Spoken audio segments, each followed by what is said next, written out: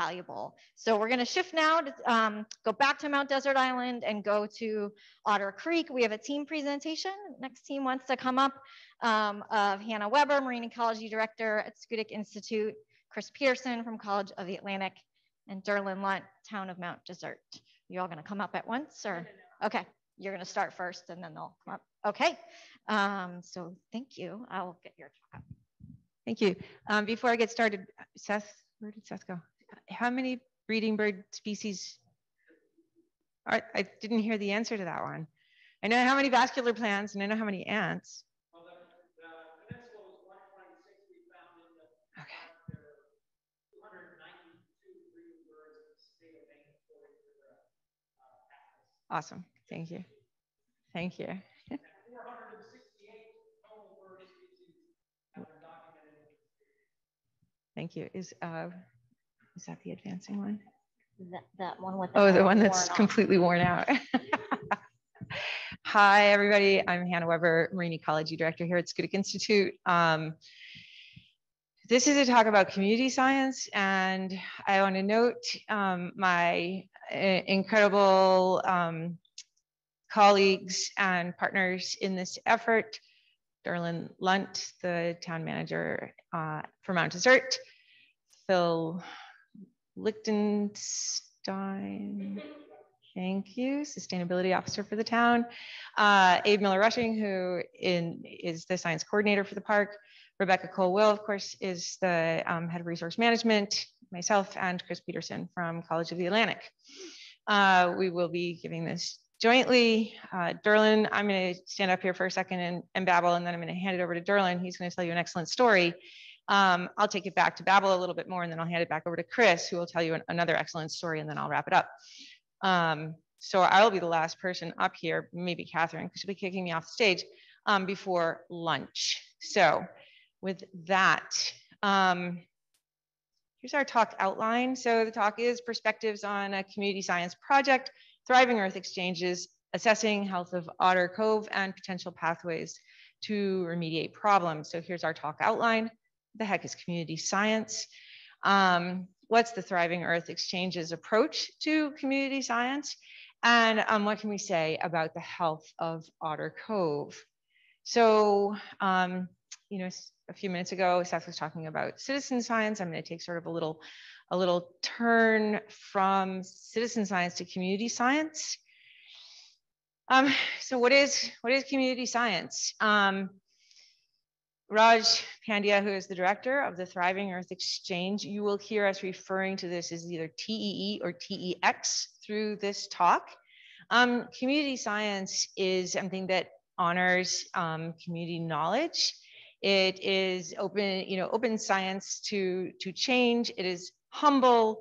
It is about how we value science in a larger community setting, knowing that the community is going to have a place for science, but it is going to be situated within their community. And really, community science happens when communities and scientists do science together that advances a community priority. And the priority for this particular community science effort comes from the history of Otter Creek. So Derlin's going to share with you a little bit of the history of Otter Creek. With that, I'm going to hand it over to Derlin. Thank you. This is okay. Which is the one on the computer? Down. That one. Yep. Okay. Thank you, everyone. I'm very glad to be here. My name is Derlin Lunt. I'm the town manager of the town of Mount Desert, and have been so since 2010. I also grew up in the town of Mount Desert, attended the local schools there, so I have an interesting perspective. A lot of the things I'll be talking about today, I have lived all of my life, because I had many of my school classmates were from the village of Otter Creek.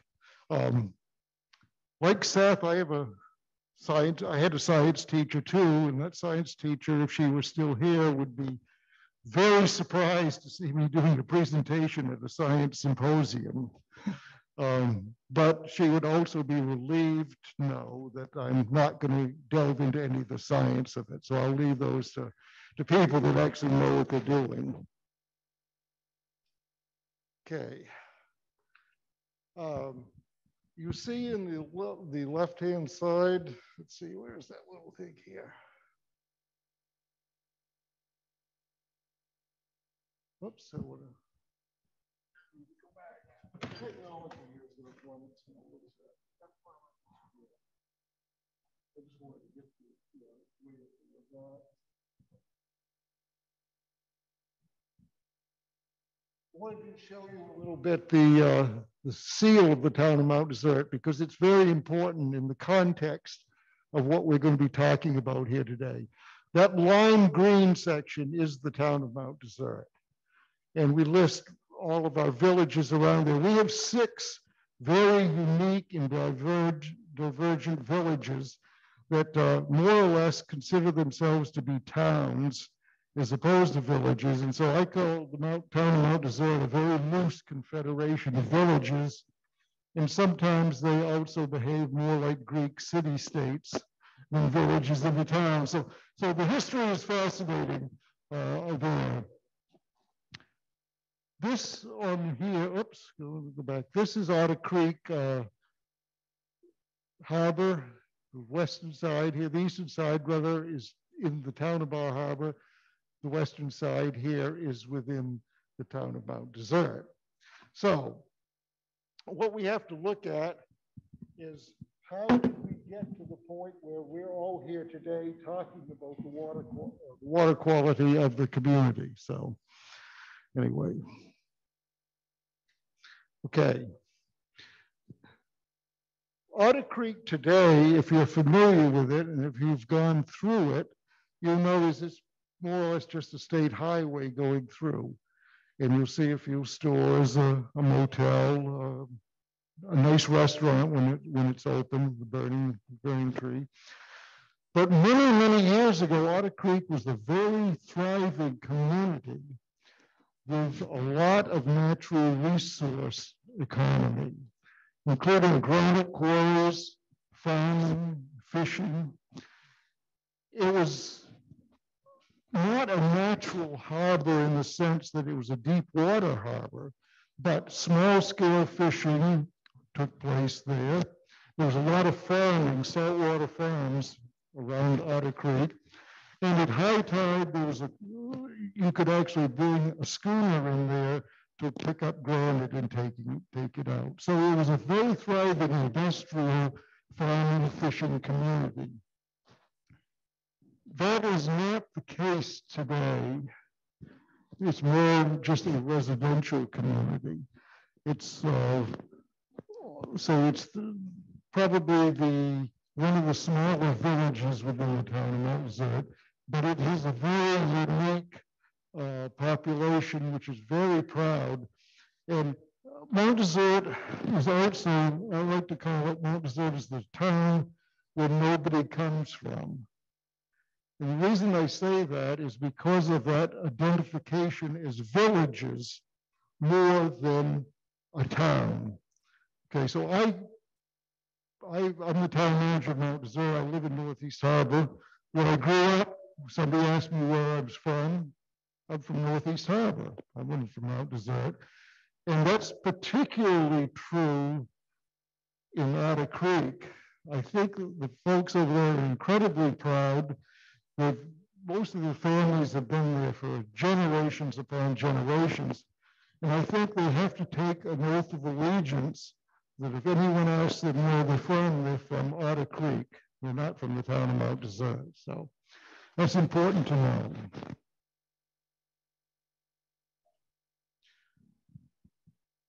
This is interesting. The population of Otter Creek, if you look over on the left, is actually going up.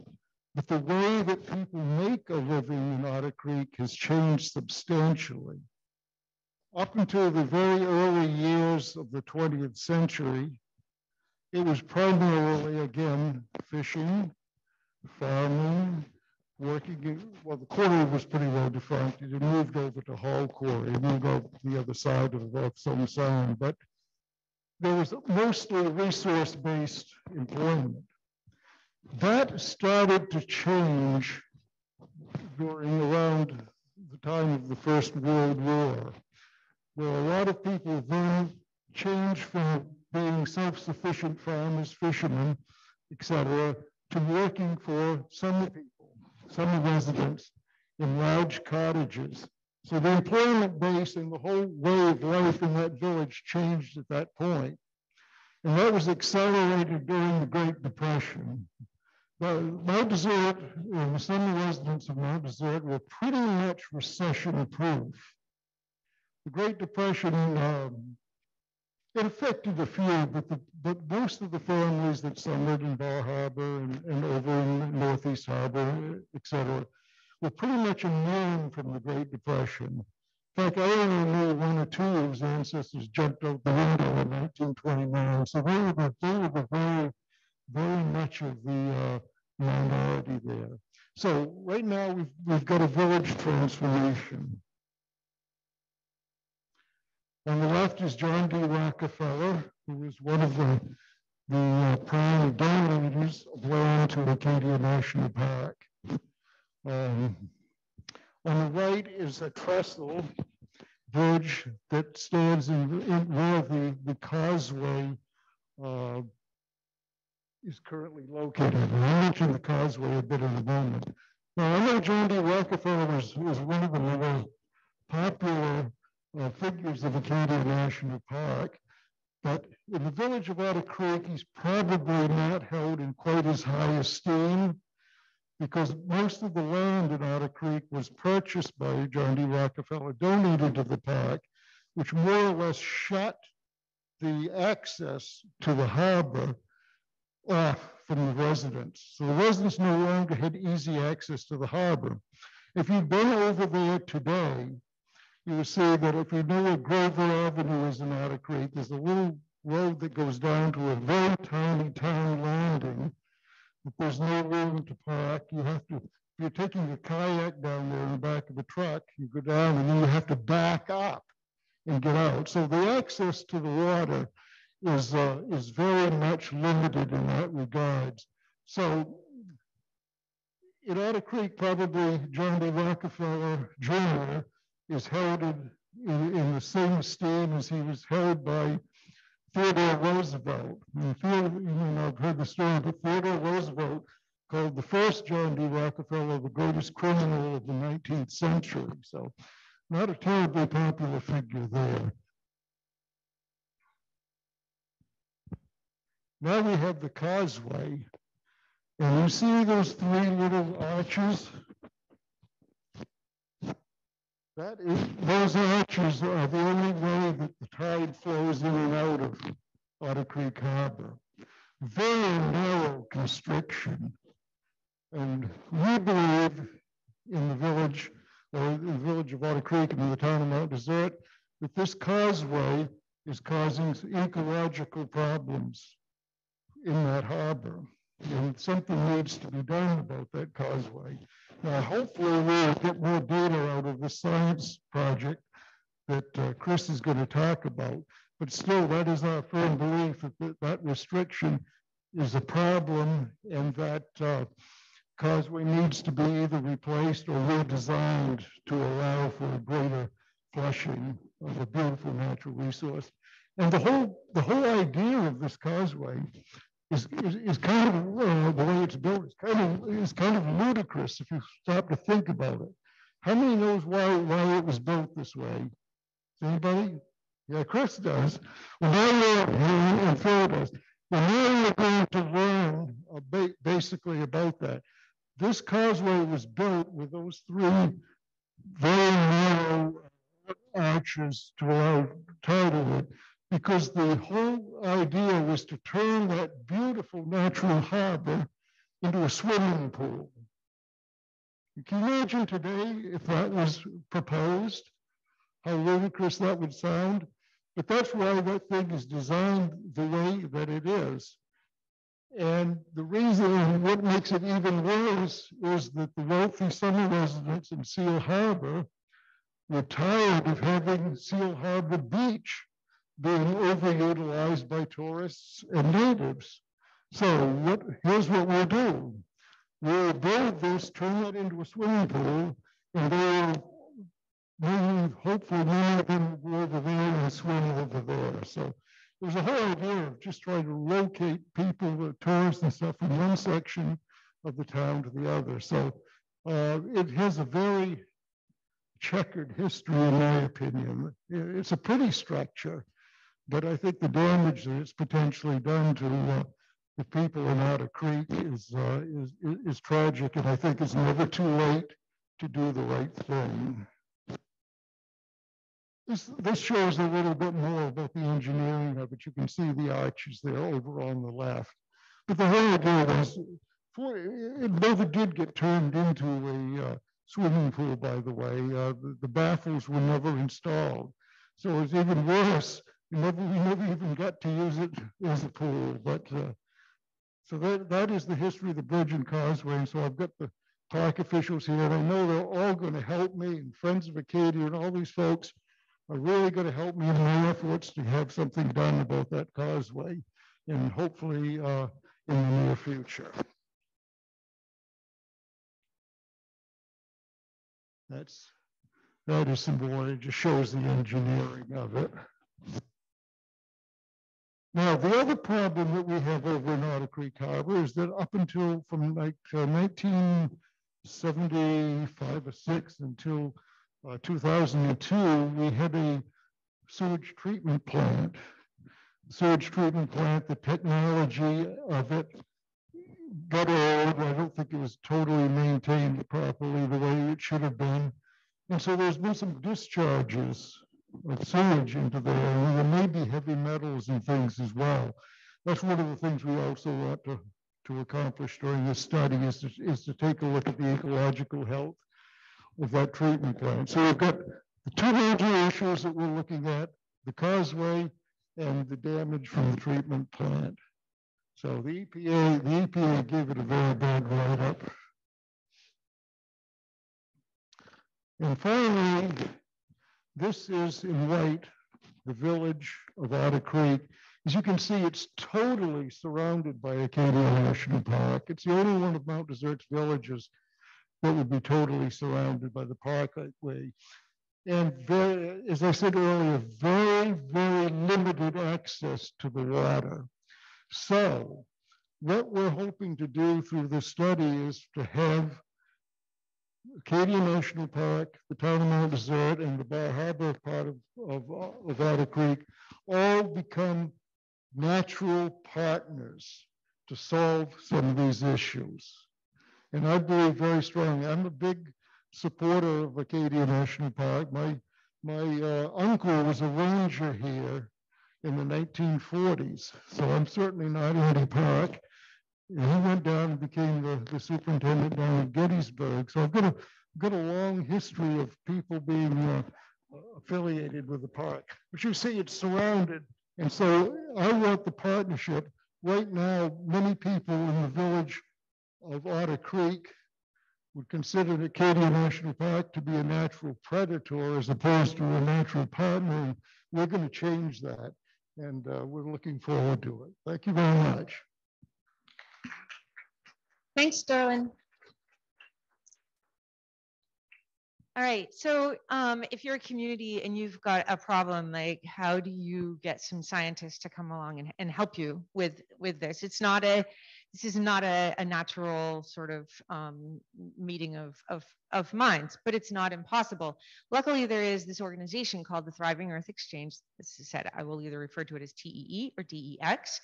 And TEX has a program that incorporates scientists into a community to help the community solve a problem that is a natural resources, natural hazard, climate change sort of problem. So there is an entire process that TEX has that allows these sorts of partnerships to happen. Projects always begin with a community voice. They are always built around community knowledge, and they always lead to community impact. These are community-driven, community outcome projects. Oops, and I went up instead of down. So here is our project team.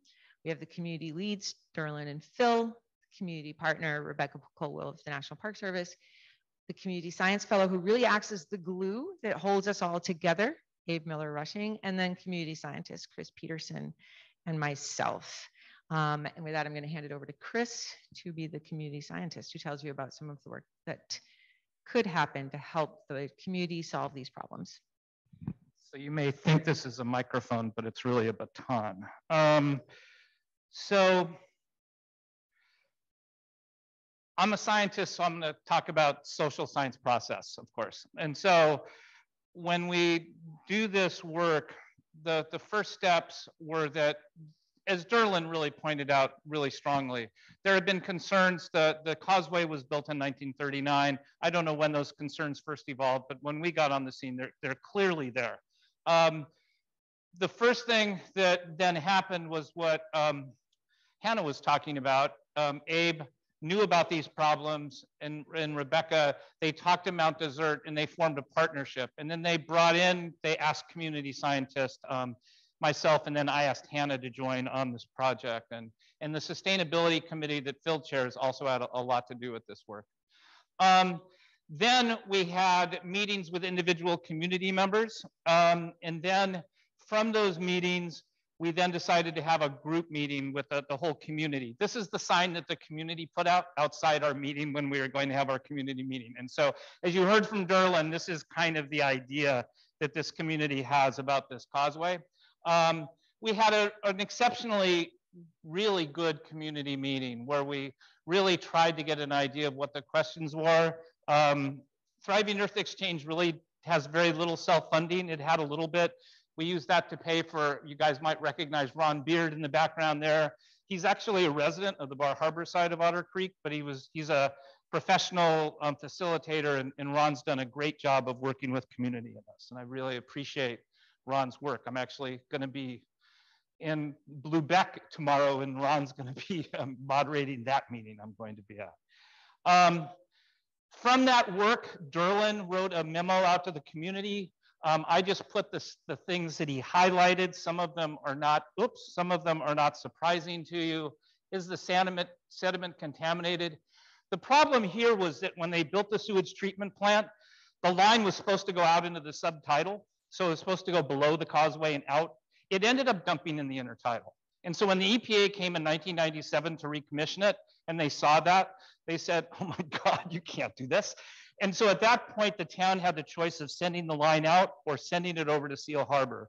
And instead, that sewage treatment plant got closed in 2002, and it got sent over to Seal Harbor. And so that was a problem. There's no more contamination happening, but we have no idea if there's still contamination.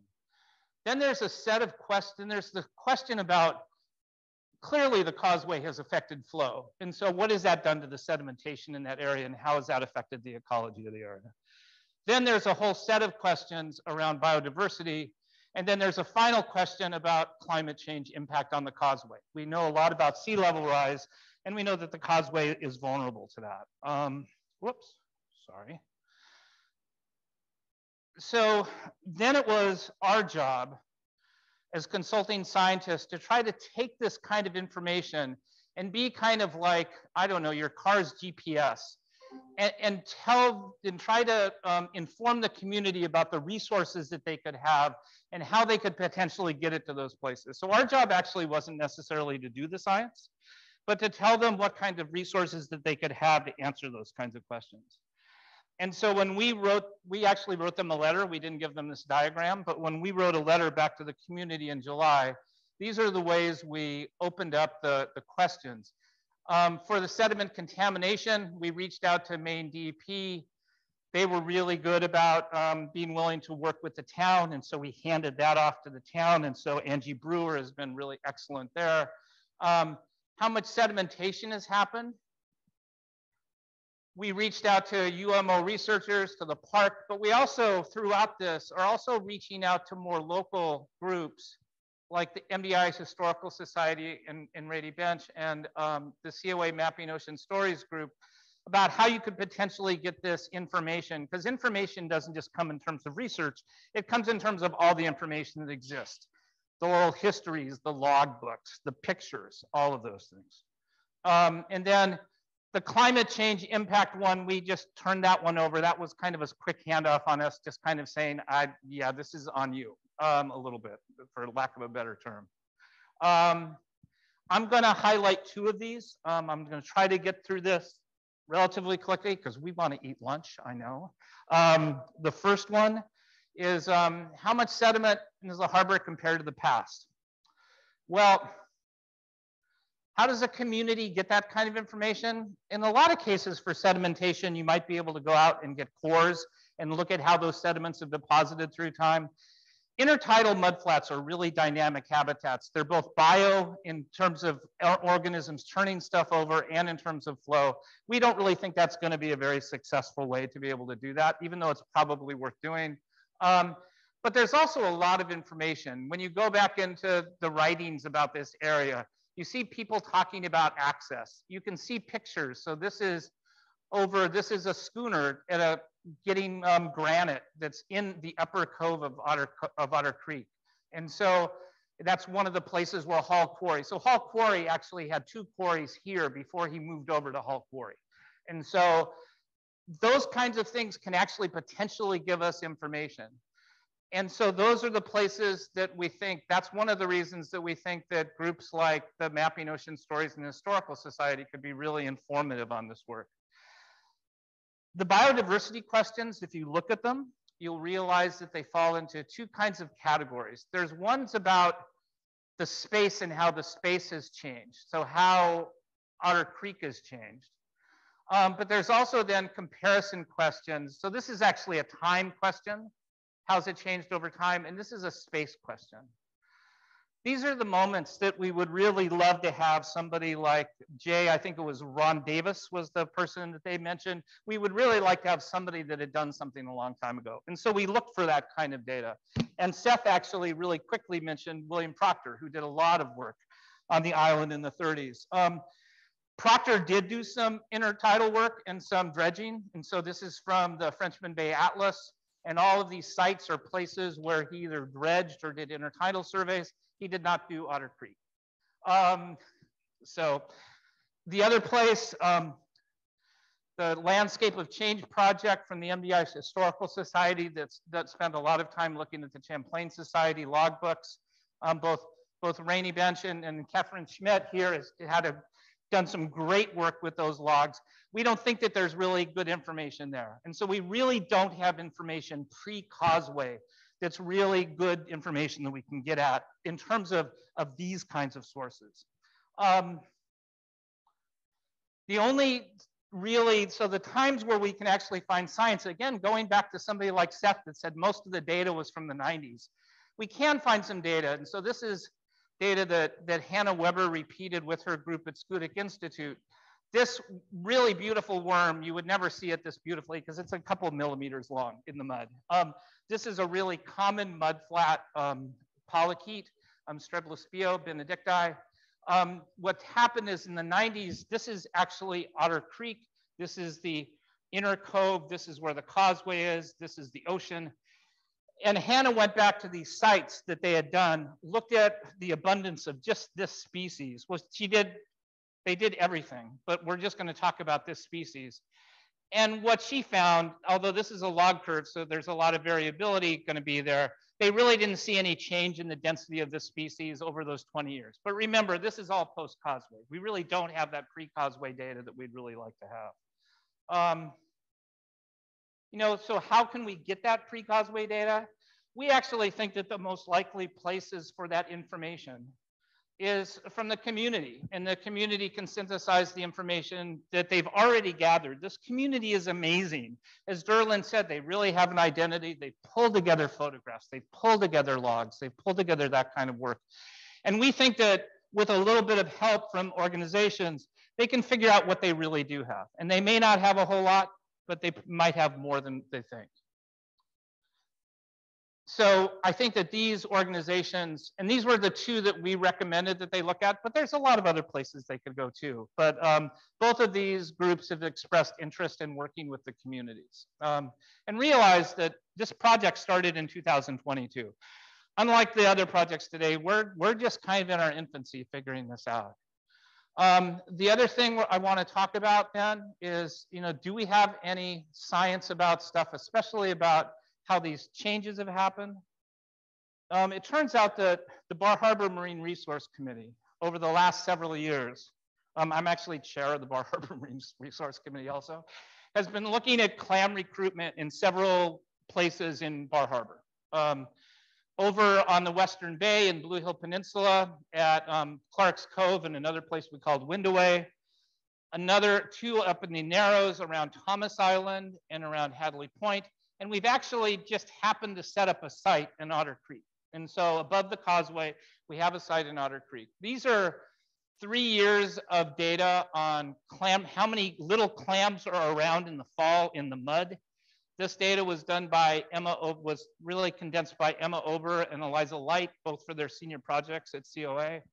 And the one thing you'll notice is that the Western Bays have a little bit of soft shell clams. The Upper Bay has a ton. Otter Creek, we never pulled a clam out of a core. And so this kind of reinforces this idea that Otter Creek residents have, that there's something different about their cove, that something's happened there. We also put out these 1 by 2 foot boxes with screening on them as exclusion experiments to try to keep green crabs out. Sometimes green crabs still make it in. When we look in those boxes and see which boxes have green crabs, and this is for over a 3-year period, so these are just means for 2019, 20, and 21. These boxes are currently going to get collected in a week for 2022. And what you can see for green crab abundance is exactly the opposite pattern. So green crabs are an introduced species. They came to Maine probably on ballast water, and it looks like they really, really love Otter Creek.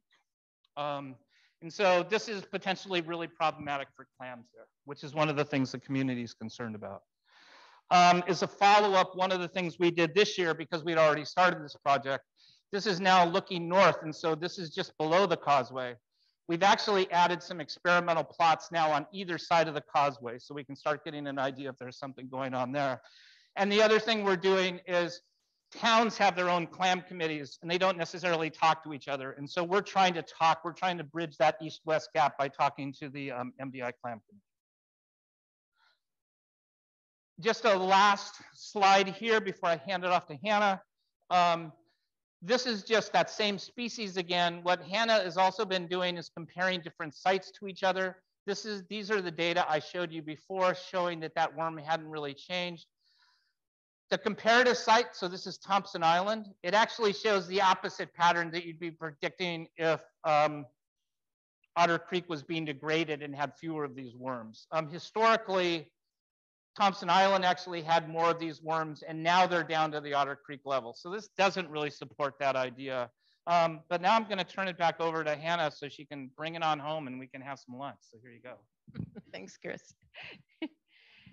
I have 1 minute. I'm going to talk really fast. Right, I do want to point out that the Strebless BO work was done by technicians and interns and scientists in parks at Schoodic. So I just wanted to sort of clear that up. There are some things, of course, that the community can do to address these biodiversity questions. Seth has already pointed out that there are tools such as iNaturalist. There are resources such as, joining a GMRI program that's focused on green crabs. There are tools available to this community, just like any other community, that can be applied to these questions and problems.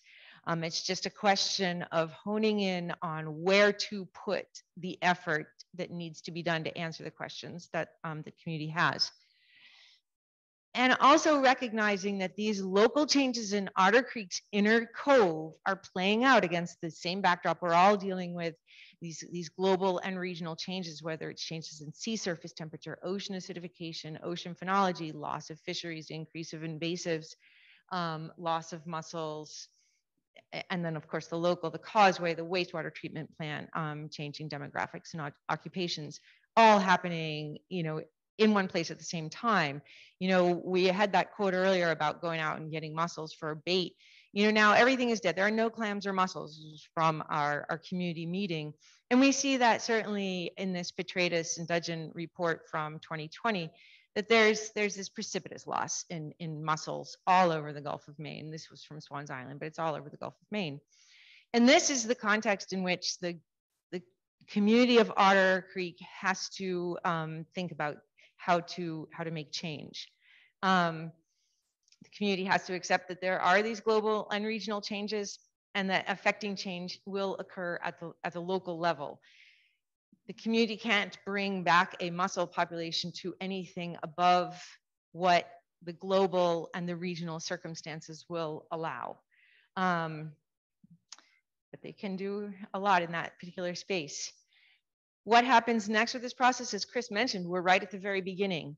The community decides on the next steps, and we as scientists are there to support them as we can in this process. This project and process will continue on as long as it needs to.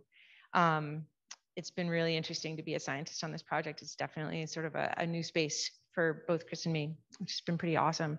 And with that, and going over a little bit, thank you. And if we have time for questions, happy to take one.